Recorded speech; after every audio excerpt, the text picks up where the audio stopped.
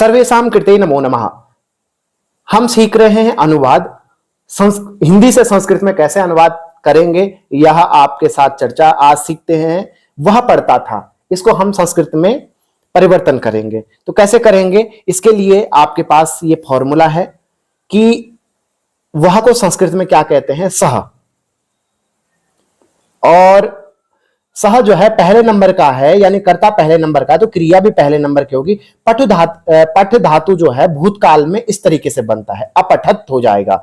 तो अगर सह पहले नंबर पे है तो क्रिया भी पहले नंबर की हो जाएगी, सह अपठत हो जाएगा। तो हमने अनुवाद कर दिया सह अपठत।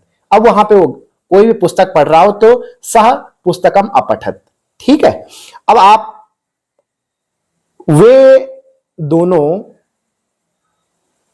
पढ़ते थे, इसका संस्कृत में अनुवाद करेंगे तो कैसे करेंगे, वे दोनों को संस्कृत में लिखते हैं तौ, ठीक है, तौ लिखते हैं। और तौ जो है दूसरे नंबर पे है तो क्रिया भी दूसरे नंबर की आ जाएगी, यानी प्रथम पुरुष द्विवचन की, ठीक है। तो तौ अपठताम। तो आपने आराम से इसको अनुवाद कर लिया।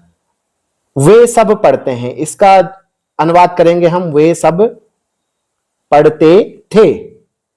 तो इसका अनुवाद करेंगे तो वे सबको कहते हैं ते। तो ते जो है तीसरे नंबर का करता है, तो क्रिया भी कौन से आ जाएगी, तीसरे नंबर की, प्रथम पुरुष बहुवचन, अपठन हो जाएगा। तो ते अपठन हो जाएगा।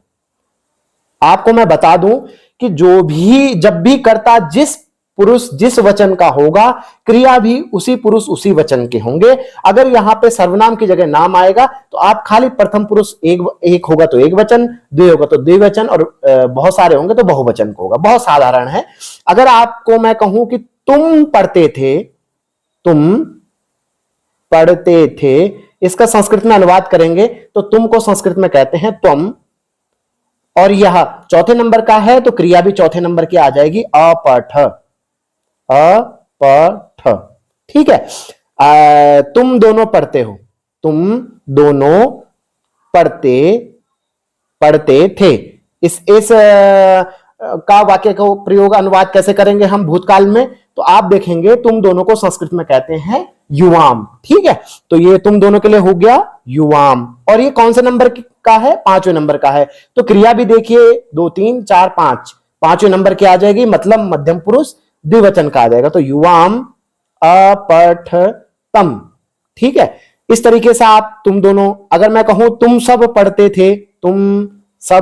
थे, अब इसका वाक्य अनुवाद करेंगे तो कैसे करेंगे, इसी तरीके से करेंगे जैसे तुम सबको कहते हैं यूयम। तो यूयम जो है आपके छठे नंबर का है तो क्रिया भी छठे नंबर की आ जाएगी, यूयम अपठत, ठीक है। और इसी तरीके से मैं पढ़ता था, ऐसे बनाएंगे, मैं पढ़ता था। तो मैं को संस्कृत में कहते हैं अहम, ठीक है। और ये सातवें नंबर की है तो क्रिया भी सातवें नंबर की आ जाएगी, अहम अपठम, ठीक है। अब मैंने कहा कि हम दोनों पढ़ते थे, हम दोनों पढ़ते थे। इसका संस्कृत में अनुवाद करेंगे तो हम दोनों को कहते हैं आवाम, आवाम है ये, आवाम। और ये आठवें नंबर का है तो क्रिया भी कौन सी हो जाएगी, ये आठवें नंबर का है तो क्रिया भी कौन सी हो जाएगी, आठवें नंबर की हो जाएगी। तो आवाम अपठाव हो जाएगा, ठीक है। और हम सब पढ़ते हैं, इसका अनुवाद करो, हम सब पढ़ते हैं, नहीं माफी चाहता हूं, हम सब पढ़ते थे, था थे थी जो भूतकाल के वाक्य हैं, हम सब पढ़ते थे। अब हम सबको क्या कहेंगे, वयम कहेंगे, ठीक है। और यहां पे हम लिख लेते हैं वयम, वयम। और 9वें नंबर का है तो क्रिया भी 9वें नंबर के आ जाएगी, अपठाम, अपठाम। तो इस तरीके से हमने भूतकाल के वाक्यों को सीखा है। अब मैं आपको अन्य क्रियाओं के बारे में दिखाता हूं। जिस तरीके से आपने पठ धातु के बना लिए ना, अब इसी तरीके से मैं यहां पे लिख देता हूं, लिख यानी लिखना, लिख यानी लिखना, वद यानी बोलना, बोलना, हंस यानी हंसना, हंसना, खेल यानी खेलना, ठीक है। अब आप क्या है, अब आप किसी का भी, अगर आपको पठ धातु के क्रिया के ये 9 रूप याद हो गए और ये सर्वनाम हो गए, तो आप कोई भी बना सकते हैं। जैसे मैंने यहां पे लिखा, कोई किसी का भी नाम लिखा, मोहन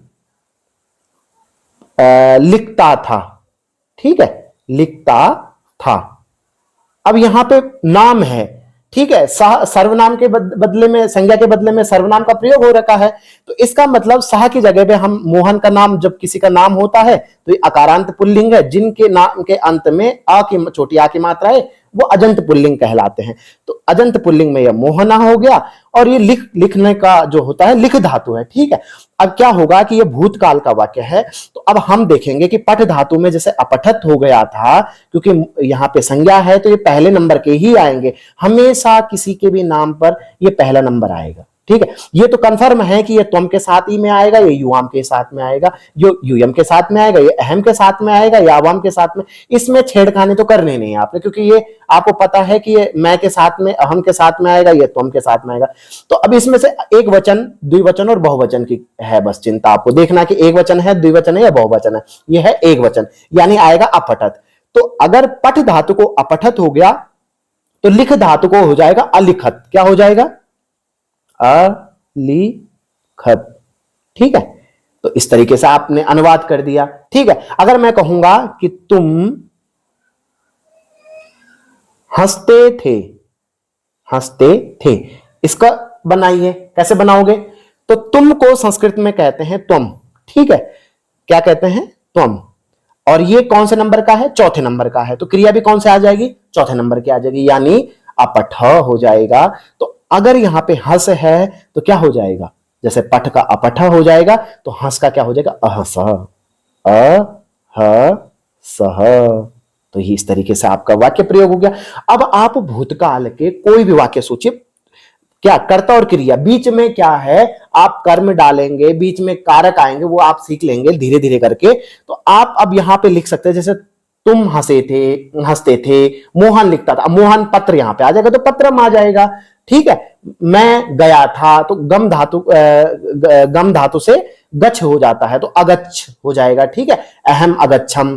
तो इस तरीके से आपने भूतकाल के वाक्य को सीखा है, और आप अब खुद बनाने का प्रयास करेंगे। जहां पे भी समस्या होती है, आप कमेंट बॉक्स में आप लिख करके मुझसे पूछ सकते हैं। तो आज की कक्षा का मैं यहीं पे समाप्त करता हूं। आशा है आपको समझ में आया होगा। संस्कृत वर्ड में जुड़ने के लिए आपका बहुत बहुत धन्यवाद। नमस्कार।